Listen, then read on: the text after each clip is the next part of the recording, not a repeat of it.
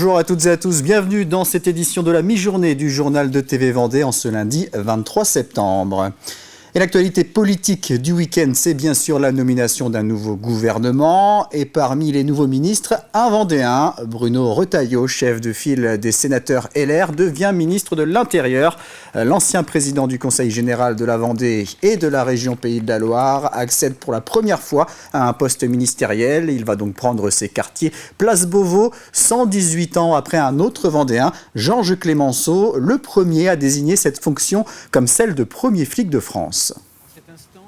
Georges Clémenceau, le Vendéen Georges Clémenceau, que Christophe Béchu connaît bien puisqu'il est voisin de la Vendée. Georges Clémenceau qui avait coutume de dire « Le pouvoir doit la fermeté contre ceux qui troublent l'ordre public, parce que sinon, il est le complice de leur désordre. » Alors oui, tous ensemble, nous devons avoir le courage de la fermeté, le courage d'une juste fermeté. Et Bruno Retailleau devrait être remplacé au Sénat par sa suppléante Brigitte Ibert, l'actuelle maire de Moutier-sur-le-Lay et présidente de la communauté de communes Sud-Vendée Littoral. L'épicerie solidaire Mayonnaise, gérée par des étudiants de l'université de Nantes à La Roche-sur-Yon, a effectué sa première distribution la semaine dernière. Une structure qui permet de fournir aux étudiants en difficulté des produits de première nécessité. En cette rentrée, elle a pu accueillir de nouveaux adhérents et même si l'association n'a pas constaté de hausse d'inscription par rapport à l'année dernière, les bénéficiaires sont toujours nombreux. Quand le lien est sorti, ça a été complet direct. Donc là, ce qu'on essaye de faire, c'est qu'il y a eu des personnes qui sont désistées. Donc on essaye donc dès qu'il y a des places qui se libèrent, d'en redonner d'autres. Mais là, c'est complet pour les 2 prochaines semaines aussi, jusqu'au 26. En général, ça va être les produits, donc les pâtes, souvent les conserves, ce qui se conserve longtemps, ce qu'ils peuvent garder assez longtemps. Les produits surgelés, c'est vrai que c'est assez... ils en prennent, mais moins, parce que c'est vrai que pour un étudiant, c'est pas toujours facile d'avoir un congélateur. Et sinon, tout ce qui est globalement cher, la lessive, typiquement, les produits d'entretien, les produits d'hygiène. Le sujet revient régulièrement dans l'actualité et dans les débats. L'uniforme à l'école. À Talmont-Saint-Hilaire, la maison familiale rurale a franchi le pas lors de cette rentrée 2024. L'établissement imposait déjà un protocole de tenue, mais les 150 élèves portent désormais des tenues identiques. Il s'agit de la première MFR en France à mettre en place cette règle. Cela fait suite à une demande des élèves et des parents. Plus d'explications avec ce reportage de Louise Viadger. Chanter la Marseillaise en portant l'uniforme va devenir un rituel à la MFR de Talmont-Saint-Hilaire. En cette rentrée scolaire, chaque élève a reçu un paquetage avec 2 polos, 2 sweats et 3 t-shirts. L'établissement est la première maison familiale rurale en France à tester l'uniforme. Pour essentiellement des choses de très très pratiques, c'est-à-dire tous les matins on n'a pas besoin de se poser la question de comment on s'habille, et puis aussi pour gommer toutes les différences qu'il y avait entre les tenues pro que les jeunes avaient en fonction du type d'entreprise dans lequel ils sont, quoi. Certains sont des toutes petites entreprises, d'autres des grosses entreprises, certains avaient des super doudounes, d'autres des t-shirts. Enfin, là ça permet, on est tous ici sur le même pied d'égalité, quoi. Les 150 élèves doivent donc gérer leurs vêtements et arriver chaque lundi avec une tenue propre. C'est aussi en début de semaine qu'un lever de drapeau sera effectué avec le chant de la Marseillaise. Loin d'être imposée, cette nouvelle mesure a fait l'unanimité auprès des parents et des élèves. Le choix de la maison est venu également des jeunes et pas du conseil d'administration ou des parents. C'est un vrai choix qui a été fait par les jeunes, en fait, d'avoir une tenue dont ils sont fiers.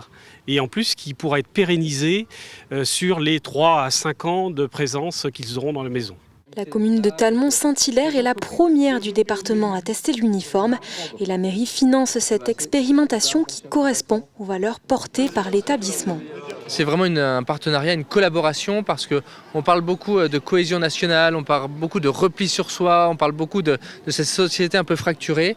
Et bien symboliquement, quand on est ici en MFR, on apprend la vie de famille, on apprend aussi à s'impliquer en société.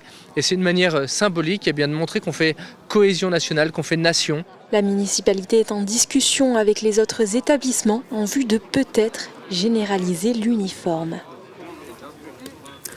À l'occasion des Journées du patrimoine ce week-end, les jardins du Maine à Luçon accueillaient pour la première fois les rencontres du patrimoine et de la création. Elles avaient lieu auparavant au domaine de Chaligny. Depuis 2011, cet événement permet de mettre en avant les métiers d'art en Vendée. Une centaine d'artisans, créateurs, restaurateurs du patrimoine, artistes des jardins, éditeurs ou encore producteurs locaux étaient présents, tout comme le public, malgré la météo capricieuse. Reportage Louise Viadger. Entrer dans le jardin du Maine à Luçon, c'est entrer dans une multitude d'univers. Plus de 30 métiers différents sont partagés avec passion par ces artisans lors des rencontres du patrimoine et de la création. Parmi eux, on retrouve un coiffeur bien original qui a posé sa laque et ses fleurs pour la première fois ici. Je récupère des fleurs et je les installe sur des têtes. Voilà, je crée des jardins suspendus, des refuges à papillons, des nids pour les oiseaux. Puisque c'est au-delà d'un stand, puisque je lis des textes, il y a de la musique, c'est un peu de poésie. Le week-end était ponctué de spectacles, de concerts ou encore d'initiations aux métiers manuels. Le but, mettre en avant l'artisanat auprès des visiteurs. Et malgré la pluie, le public était au rendez-vous. On voit les gens aller venir, les parapluies s'ouvrent et se ferment, peu importe, je crois que l'essentiel c'est effectivement ce que le regard nous apporte, que ce soit dans nos cœurs et puis aussi ce que l'on transpose aussi à travers le créateur qui va vous exprimer ce qu'il fait, comment il le produit. Et vous êtes fatalement réceptifs, c'est tellement merveilleux, tellement beau. La communauté de communes a décidé d'innover pour cette 12e édition en l'organisant dans le jardin du Maine. Ces rencontres du patrimoine et de la création sont très attendues par les exposants. Cette manifestation, on la souhaite récurrente parce qu'elle est importante pour eux. On y travaille beaucoup pour avoir des choses extrêmement qualitatives. L'Office de tourisme est extrêmement impliqué évidemment sur cet événement. Voilà, l'idée c'est vraiment accueillir et faire découvrir des métiers qu'on ne trouve pas tout simplement au coin de nos rues. Enfin, voilà, ce sont des métiers d'exception pour beaucoup. Environ 4000 personnes étaient attendues à Luçon en ce week-end des Journées européennes du patrimoine.